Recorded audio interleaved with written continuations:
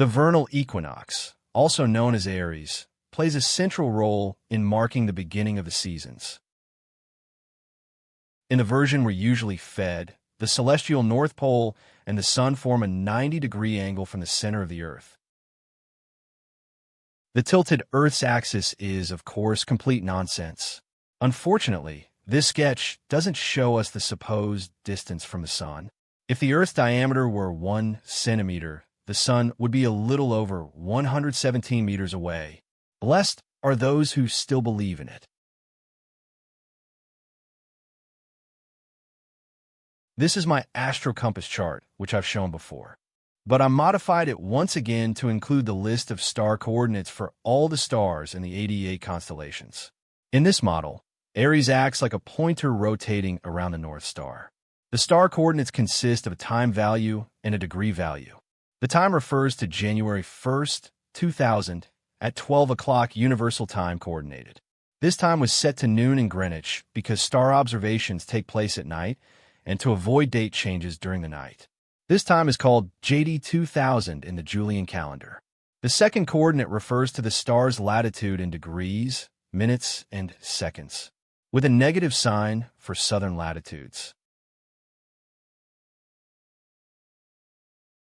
This time represents the angle of rotation and is added to Aries. Very roughly, one could describe it as the delay the star needs to reach the meridian where Aries is currently located. On March 20th, 2026, the astronomical beginning of spring occurs at 14:45 and 48 seconds Universal Time Coordinated. The Sun will then be at its zenith on the equator and on the blue Aries line. By the start of summer, on June 21st, at 8 hours, 24 minutes, and 23 seconds, the Sun will have moved to the Tropic of Cancer. Now it stands at a right angle to Aries.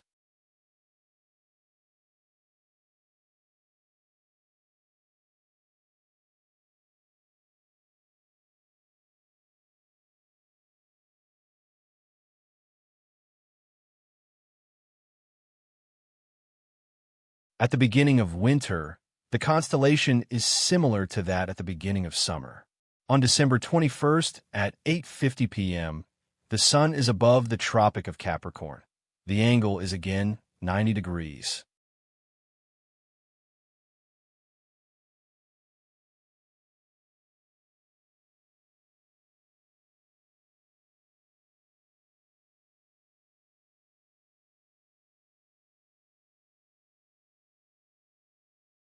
The newly added list of stars also includes Polaris Australis.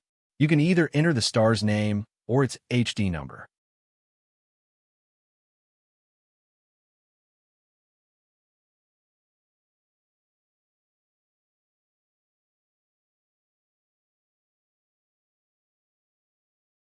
As we can see, the name is somewhat poorly chosen.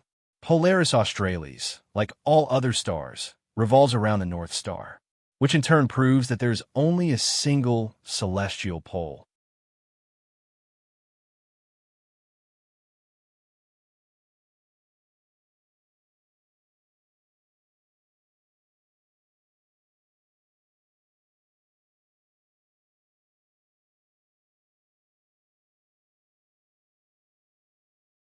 The 88 constellations consist of a total of 3,690 stars. I had calculated them in another table and displayed them as individual points. This is what the individual constellations look like. Some consist of only a few stars. Others, such as Hercules, have 111. In the north, they're usually very close together. In contrast, the southern constellations are scattered over a wide area.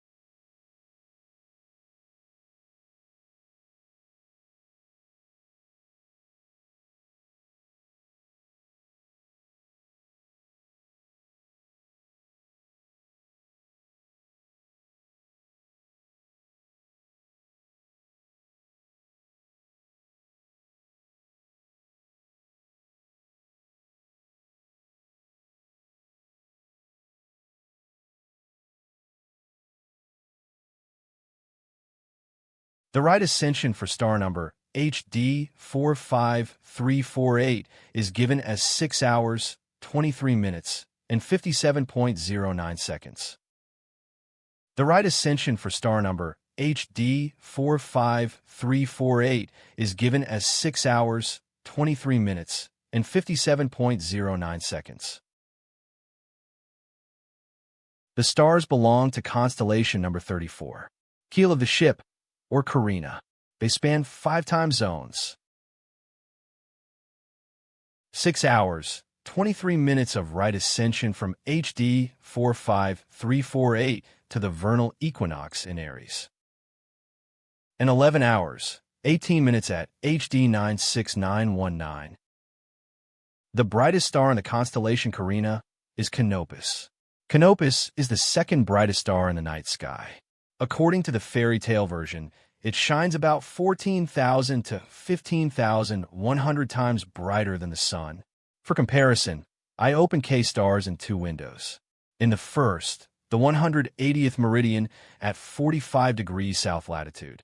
In the second, the Greenwich prime meridian, also 45 degrees south. Canopus crosses the international dateline at 6:33 Universal Time, coordinated. The altitude is 82 degrees, 17 minutes, 10 seconds. After 12 hours, it reaches its lowest elevation above the horizon, when it appears to pass the meridian again. The viewing direction in the program is toward the south, but the true position is in the opposite direction, to the north. The astro compass table calculates the meridian passage at 6:33 and 17 seconds Universal Time, coordinated.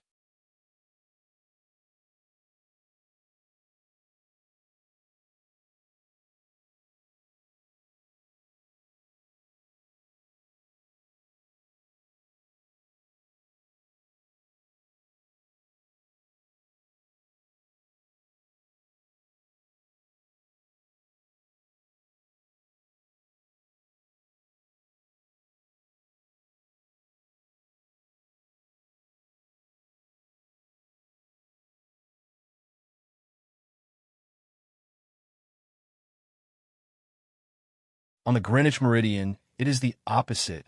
While Canopus reached its highest point at 6:34 on the international dateline, here it is only visible just above the horizon and does not reach its highest point until 1831 Universal Time, coordinated.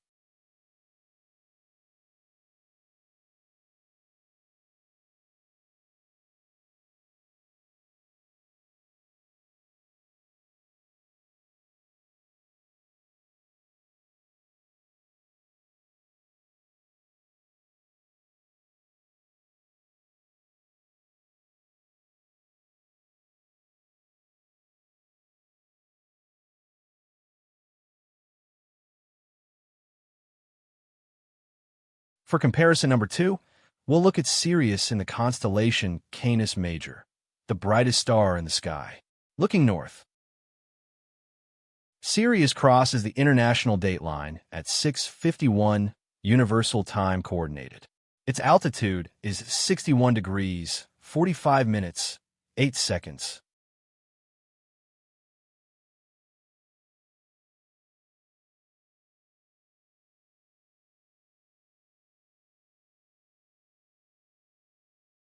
The view is distorted in each of the different projection views.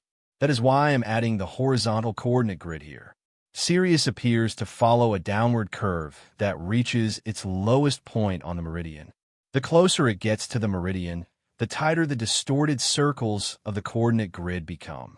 In fact, it is a path rising from the horizon, just like the sun, since the ellipses shrink toward the celestial horizon, the horizontal line.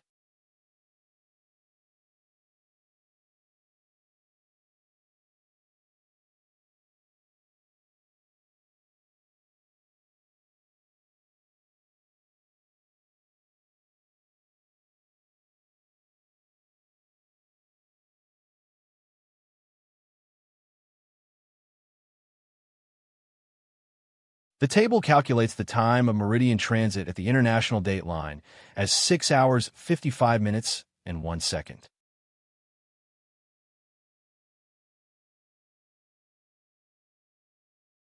One stellar rotation takes one sidereal day, 23 hours 56 minutes 4 seconds. So subtract 2 minutes for half a rotation.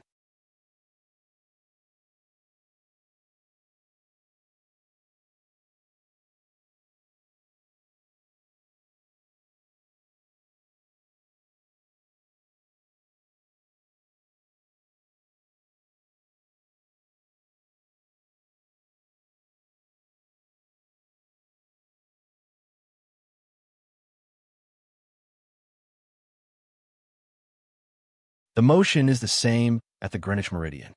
What is striking here is that the entire constellation shrinks toward the meridian and then spreads out again.